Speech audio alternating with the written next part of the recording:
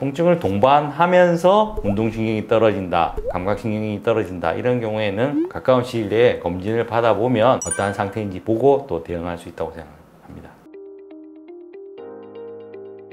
안녕하십니까. 더 서울병원에서 척추질환에 대해서 진료하는 정상봉입니다.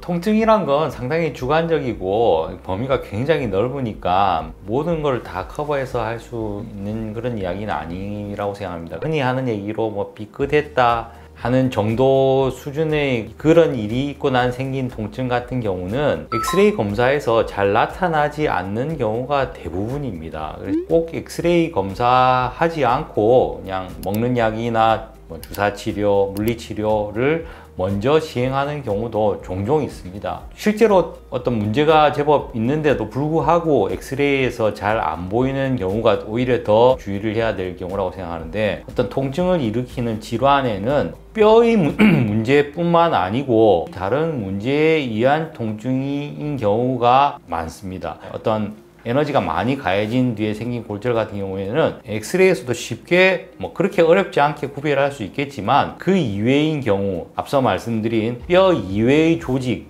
신경이 될 수도 있고 인대가 될 수도 있고 그런 문제에 대해서는 조금 더 해상력이 높은, 조금 더 내부를 잘 보여주는 검사를 하는 게 많이 도움이 되겠습니다. 뼈의 질환 같은 경우도 대표적으로 이제 척추에도 골절이 생깁니다. 어떤 골절을 충분히 어느 정도 예상할 수 있는 병력이 있고, 그런 경우에도 엑스레이를 검사했는데 특별한 소견이 안 보인다고 하시면서 오시는 환자분들이 꽤 있습니다. 근데 그런 환자분들에서도 병력을 듣고 다른 검사를 해보면 대표적으로 MRI 검사입니다. MRI 검사에서는 급성기 골절 혹은 아급성기 골절, 비교적 최근에 생긴 골절이 그것으로 밝혀질 수 있습니다. 엑스레이에서는, 아까 말한 MRI에서 보인 골절이 엑스레이에서 쉽게 구별이 되는 경우가 아니라는 거를 잘 놓치시는 것 같아요. 특히 엑스레이 같은 경우에는요, 정보를 별로 주지 않기 때문에 그런 경우에 대해서 이제 환자들은 나는 엑스레이에서 별일 없다고 했는데 왜 아프지? 그래서 딴 데 검사를 조금 더 해봤더니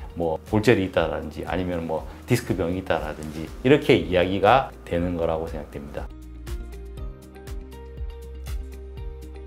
무엇보다도 이제 척추 질환에서는 엑스레이 다음으로 대표적으로 생각해 볼 수 있는 검사가 CT, MRI입니다. 초음파 같은 게 도움이 많이 되지 않냐 이런데, 실제로 그런 척추 뼈가 같이 있는 주변에 있는 구조물을 구별하기에는 초음파로 이 구조물을 병변과 정상적인 조직과의 구별하기가 매우 어렵다고 생각합니다.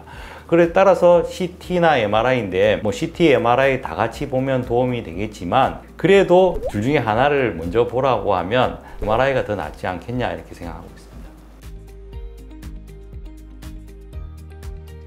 지금 말씀하신 경우도 종종 있습니다. 뭔가 어떠한 병변을 의심하고 그 부분에 조금 더 정밀한 검사, MRI 검사까지도 촬영했는데 별다른 특별한 이상 소견이 안 보인다고 판단되거나, 혹은 이상 소견이 어딘가에 있는 것 같지만 지금 불편해하는 그 증상하고 이렇게 잘 맞는 부분이 많이 모자란다고 그렇게 느낄 때가 있습니다. 그럴 경우에 환자의 병력도 다시 체크해보고 검진도 더 해보고 또 MRI 검사 결과를 더 자세히 리뷰해 보기도 합니다만은, 대체로 그런 경우에는 물론 여러 가지 노력을 많이 하겠지만은 우선은 크게 보이는 병변이 없는 경우라고 조금 더 여유를 가지고 경과를 봐도 되지 않겠나라고 생각합니다. 조금 더 여유를 가지고 약물치료, 물리치료 하면서 경과를 봐도 되지 않겠냐, 그런 경우가 많다고 저는 생각하고 있습니다.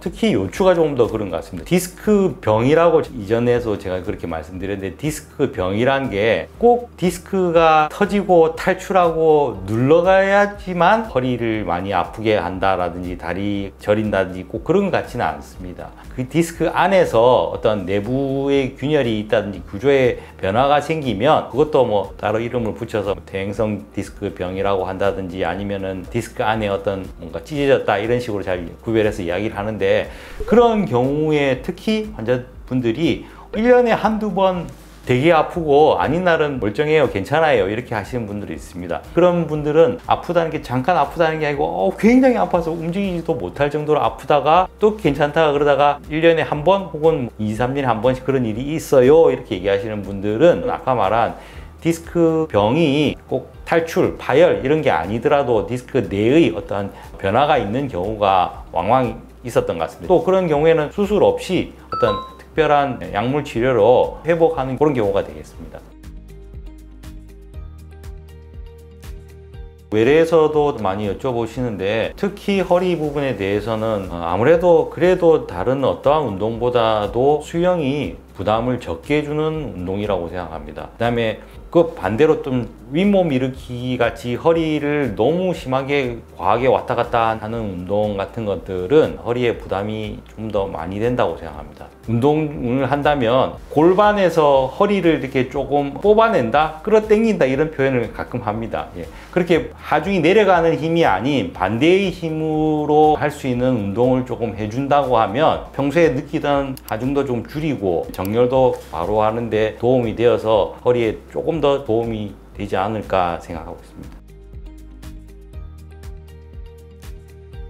요즘 환자분들께서도 마미 증후군 이런 거 찾아보시는데 제 경험상으로는 그렇게 마미 증후군은 매우 보기 힘든 상태인 것 같습니다. 디스크 병으로 인해서 어떤 운동신경이 떨어지고 강박신경이 떨어진다 이런 건 흔히 볼 수 있지만 대소변 장애가 온다 그런 것까지는 보기가 참 드문 것 같습니다.